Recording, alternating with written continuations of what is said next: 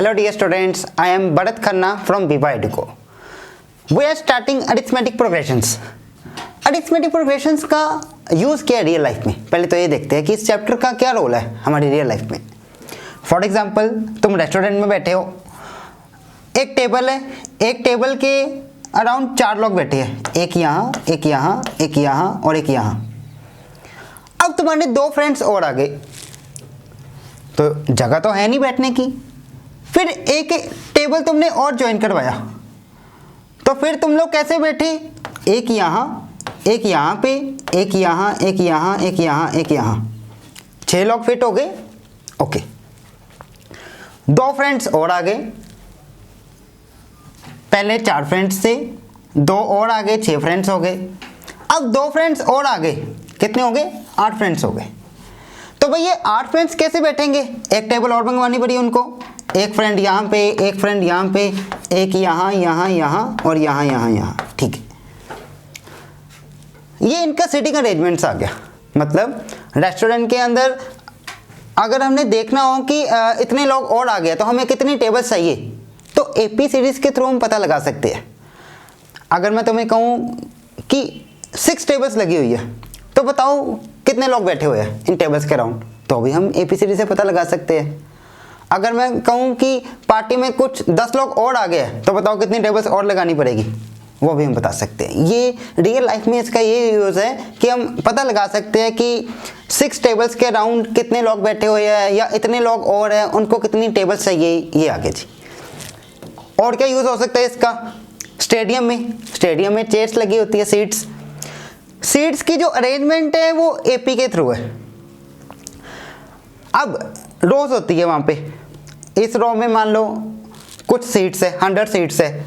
अगली वाली रो में जब आगे जाएंगे, स्टेडियम के आगे जाते जाएंगे, तो नंबर ऑफ सीट्स कम होती जाती है, तो उसमें देखना एपी बन रही होगी। अभी तुम्हें पता ही नहीं है कि एपी होती क्या है। इसका रियल लाइफ में यूज़ यही है कि अगर तुम ये रो पकड़ लो कोई, इसमें 100 सीट्स हैं, तो अगले वाली रो में कितनी हो जाएगी? मान लो 90 हो जाएगी, उसके अगली वाली रो में 80, उससे अगली वाली रो में 70, उससे अगली वाली रो में 60, ऐसे 10 करके कम होती जाएगी। तो मतलब यहाँ भी एपी सीरीज फॉर्म हो रही है। ये आगे जो सीटिंग अरेंजमेंट ऐसे होता है कि इस वाली रो में कुछ ज़्यादा होंगे, नेक्स्ट वाली रो में उतने ही ज़्यादा होंगे उससे नेक्स्ट वाली रो में, जितना जितना डिफरेंस है वो सेम रहता है। चलिए शुरू करते हैं फिर AP series. Students, AP series की पहचान क्या है? पहले तो हम ये देखें कि एपी सीरीज होती कौन सी है। फॉर एग्जांपल मैं बात कर रहा हूँ 2, 5, 8, 11, 14 एंड सो ऑन। और एक मैं ले रहा हूँ 3, 5, 7, 11, 12 एंड सो ऑन। मैंने तुम्हें 2 सीक्वेंस दे दी। अब तुम्हें पहचानना है कि इन दोनों में से कौन सी एपी सीरीज है। तो चलिए सीखते हैं कैसे पहचानते हैं। तुम्हें क्या करना है? कंसेक्टिव टर्म्स पकड़नी है। कंसेक्टिव टर्म्स क्या होती है? साथ साथ वाली टर्म्स। 2 और 5 कंसेक्टिव टर्म्स हो गई, 5 और 8 कंसेक्टिव टर्म्स हो गई, 8 और 11 कंसेक्टिव टर्म्स हो गई। चलिए अब 2 और 5 में कितना डिफरेंस? 3 का। 5 और 8 में कितना डिफरेंस? 3 का। 8 और 11 में कितना डिफरेंस? 3 का। ठीक है, अब यही चीज यहां करते हैं हम। कंसेक्टिव टर्म्स में डिफरेंस कितना आया जी? 3 और 5 में 2 का। 5 और 7 में कितना डिफरेंस आया? 2 का। 11 और 7 में कितना डिफरेंस आया? 2 का, नहीं सॉरी 4 का आ गया। अब 11 और 12 में कितना डिफरेंस आ गया? 1 का। अब यहां पे गड़बड़ हो गई। एक चीज नोट करो, ऊपर डिफरेंस वही रह रहा है, पर यहां पे डिफरेंस बढ़ गया, कम हो गया। अगर तो डिफरेंस सेम रह रहा है फिर वो एपी सीरीज है। अगर डिफरेंस सेम नहीं रह रहा तो वो एपी सीरीज नहीं होगी, नॉट एपी। ये पहचान है एपी सीरीज की। तो स्टूडेंट्स, कैसे पहचानेंगे हम एपी सीरीज? हमने डिफरेंस निकालना है कंसेक्टिव टर्म्स में। अगर तो वो डिफरेंस इक्वल आ रहा है, सेम आ रहा है, मतलब चेंज नहीं हो रहा, फिर तो वो सीरीज एपी सीरीज होगी। अगर वो डिफरेंस वेरी कर गया तो वो सीरीज हमारी एपी सीरीज नहीं होगी। क्लियर है स्टूडेंट्स? चलिए, अब इसका भी एक रूल है कि ये डिफरेंस कैसे निकालते हैं। फॉर एग्जाम्पल हमने सीरीज ली थी 2, 5, 8, 11 एंड 14। अब कुछ टर्म सीखते हैं हम। This is the first term, this is the second term, third term, fourth term, fifth term and so on. First term को हम रिप्रेजेंट करते हैं ए से या A1 से, सेकेंड टर्म को रिप्रेजेंट करते हैं हम A2 से, सिमिलरली थर्ड टर्म को A3 से, फोर्थ टर्म को A4 से, फिफ्थ टर्म को A5 से। ये समझ के बाद स्टूडेंट्स, चलिए अब इन दोनों में जो डिफरेंस है, तुमने एक चीज नोट करी एपी सीरीज की पहचान में, ये जो डिफरेंस है ये सेम रह रहा है, तो इस टर्म का नाम रख दिया कॉमन डिफरेंस, मतलब डिफरेंस सेम रह रहा है, कॉमन रह रहा है डिफरेंस, तो इसका इस टर्म का नाम क्या रख दिया हमने, कॉमन डिफरेंस। कॉमन डिफरेंस को हम रिप्रेजेंट करेंगे डी से। ओके, अब कॉमन डिफरेंस कैसे निकालना होता है, मैंने तो तुम्हें कह दिया था कि इनमें गैप देखो, 2 और 5 में कितना डिफरेंस है, 3 का, 5 और 8 में कितना डिफरेंस, 3 का। अब एक वे है ये डिफरेंस निकालने का, अगर मैं 2 में से 5 माइनस करूं वो तो -3 आते हैं, अगर 5 में से 2 माइनस करूं तो वो 3 आते हैं। ऐसे तो डिफरेंस दो आ गए मेरे पास, एक -3 और एक +3। तो रूल क्या है, हमने जो नेक्स्ट टर्म है उसमें से प्रीवियस टर्म माइनस करनी होती है, मतलब next term A2 minus previous term क्या होगी, A1। ये है फॉर्मूला कॉमन डिफरेंस का। ये चीज़ याद रखना स्टूडेंट्स, ये गलती कर जाते हैं बच्चे, जब क्वेश्चन आ जाता है कि हमें पहचानना होता है कि एपी सीरीज है कि नहीं है, तो कॉमन डिफरेंस का वो फॉर्मूला गलत लगा देते हैं, क्या 2 में से 5 माइनस कर देते हैं। एग्जैक्ट वे क्या है कि नेक्स्ट टर्म में से पिछली टर्म माइनस करनी है हमने, समझ गए स्टूडेंट्स। चलिए हम कुछ इसके एग्जांपल्स करेंगे।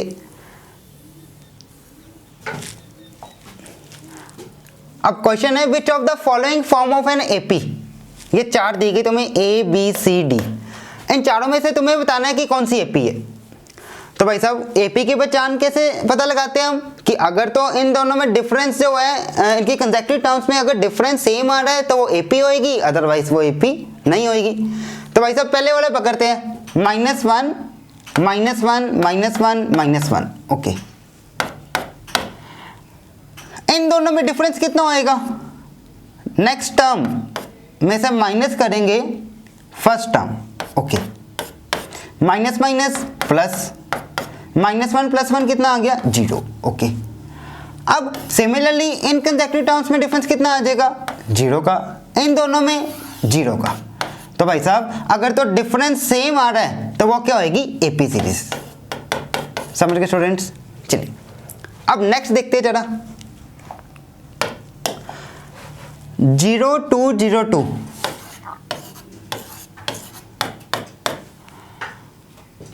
कंसेक्यूटिव टर्म्स में डिफरेंस कैसे निकालेंगे, next term minus previous terms, कितना आ गया 2।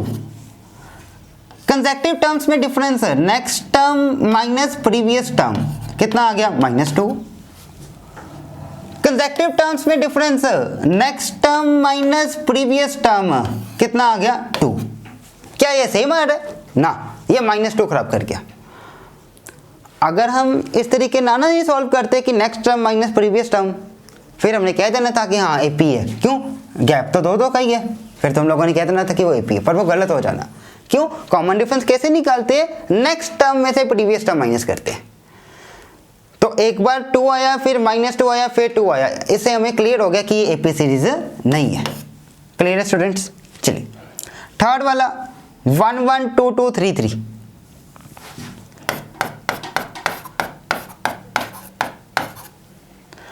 अब कुछ बच्चे सोचेंगे इसको बिना सॉल्व किए, भाई ये एपी लग रही है, पर अगर हम सॉल्व करेंगे तो देखते हैं क्या एपी बन रही है।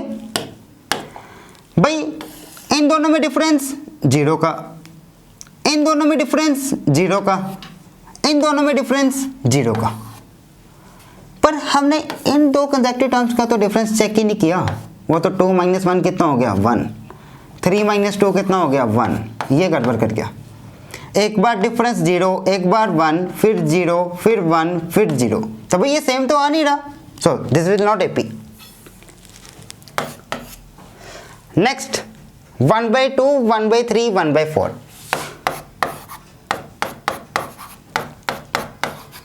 चलिए जी चेक करते हैं। इन दो टर्म्स को पकड़ते हैं, 1/3 नेक्स्ट टर्म में से प्रीवियस टर्म माइनस करनी है, फिर ना गलती कर जाना, next term minus previous term. Okay, तो भाई साहब एलसीएम आ गया 6, कितना आ जाएगा 2 - 3, ये आ गया -1/6।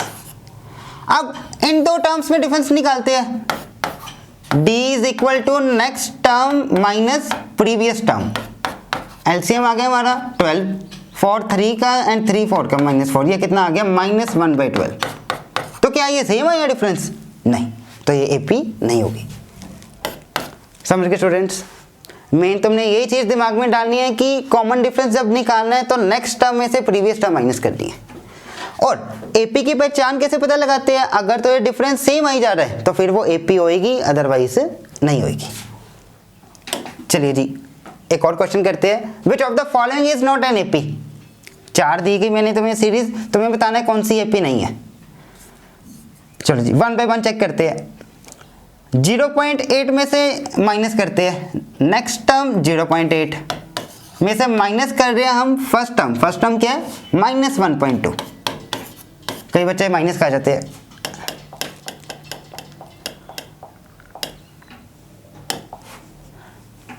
-0.8 minus 1.2।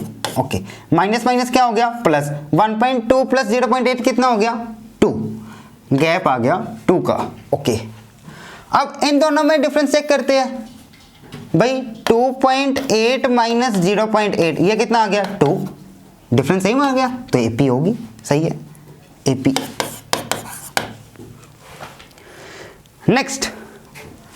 Next term minus previous term, देखते हैं क्या आता है। 3 + √2 - 3 3 कट गया, कॉमन डिफरेंस आ गया √2। Okay, next term minus previous term, ये भी चेक करते हैं। इसका डी क्या आता है, 3 + 2√2 माइनस 3 + √2। अब भाई एक से ज्यादा टर्म हो तो ब्रैकेट लगाते हैं, 3 + √2, 3 + 2√2 ब्रैकेट एक्सपेंड करो, -3 - √2, तो भाई 3 3 कट गया, 2√2 में से 1 √2 गया, 1 √2 बच गया। ओके, ये आया कॉमन डिफरेंस। अभी तक तो सही है। एक बार और चेक कर लेते हैं इन दोनों में से। 3 3 तो कट जाएगा, फिर 3 √2 में से 2 √2 गए, कितना आ जाएगा 1 √2। दोबारा सुनो, 3 3 कट जाएगा, 3 √2 में से 2 √2 माइनस कर दिए, 1 √2 बच गया। तो भाई कॉमन डिफरेंस जो आ रहा है वो हमारा क्या आ रहा है, सेम आ रहा है, तो ये एपी होगी। क्लियर है स्टूडेंट्स? चलिए नेक्स्ट, 4/3, 7/3, 9/3 एंड 12/3। एक और पॉइंट नोट करना कि अगर तो डिनोमिनेटर सेम हो फिर हमें वो एलसीएम लेने की कुछ जरूरत नहीं है, फिर हम न्यूमरेटर पे ही फोकस करेंगे। तो भाई साहब ये तो सीधा सीधा ही हो जाना है। 4 और 7 में क्या है 3 का, इसमें 2 का, फिर 3 का, ये तो एपी नहीं है, नॉट एपी। ओके, फिर नेक्स्ट, अगर तो डिनोमिनेटर सेम है फिर हम फोकस करेंगे ओनली न्यूमरेटर पे। चलिए, -2 में से माइनस कर रहे हैं -1, तो माइनस माइनस प्लस हो गया, कितना आ गया कॉमन डिफरेंस है -1। फिर -3 में से -2 माइनस करेंगे, वो भी क्या आ जाएगा -1, तो कॉमन डिफरेंस क्या आ रहा है सेम, तो ये एपी होगी। स्टूडेंट्स तुम्हें क्लियर हो गया होगा। चलिए, एपी की पहचान क्या होती है स्टूडेंट्स, हमने कॉमन डिफरेंस चेक करना है। कॉमन डिफरेंस कैसे निकालते हैं, नेक्स्ट टर्म में से प्रीवियस टर्म माइनस करनी, ये तरीका कॉमन डिफरेंस निकालने का। और कॉमन डिफरेंस जो चेक करना होता है वो कंसेक्यूटिव टर्म्स के बीच में करना होता है। कंसेक्यूटिव टर्म्स कौन कौन सी होती है, साथ साथ वाली टर्म्स, जैसे 2 5 कंसेक्यूटिव है, 5 8 कंसेक्यूटिव है, 8 11 कंसेक्यूटिव है, 11 14 कंसेक्यूटिव है। 14 और 8 कंसेक्यूटिव नहीं है, इसके बीच में गैप आ गया, कंसेक्यूटिव होती है साथ साथ वाली। चलिए, कंसेक्यूटिव टर्म्स में तुमने डिफरेंस चेक कर लिया, अगर वो डिफरेंस सेम आ रहा है तो एपी सीरीज होएगी, अदरवाइज नहीं होएगी। समझ गए स्टूडेंट्स? ये कुछ क्वेश्चंस आ गए इनके, 4 हमने ये चेक किए और 4 हमने ये चेक किए। और कॉमन डिफरेंस कैसे निकालना होता है वो भी पता चल गया तुम्हें। अगर तो डिनोमिनेटर सेम हो फिर डिनोमिनेटर की तरफ फोकस नहीं करना। अब इसमें डिनोमिनेटर सेम नहीं था तो इसको एलसीएम लेके करना पड़ा सॉल्व। चलिए, अब ये तो हमने अभी सीखा कि एपी सीरीज की पहचान क्या है, कॉमन डिफरेंस कैसे निकालते हैं, या कैसे चेक करते हैं कि एपी सीरीज है कि नहीं, ये चीज़। अब इसकी एप्लीकेशन क्या है रियल लाइफ में, अभी बताया था मैंने तुम्हें कि स्टेडियम में हम बता सकते हैं कि जो 7th रो में उसमें कितनी सीट्स है, ये भी बता सकते हैं। हम ये बता सकते हैं कि इस स्टेडियम के अंदर टोटल 100 रोज है, तो ये भी बता सकते हैं कि 100 रोज के अंदर कितनी टोटल सीट्स है। ये सब कुछ हम सीखेंगे नेक्स्ट लेक्चर्स में। समझ गए स्टूडेंट्स? चलिए, keep learning. Thank you so much.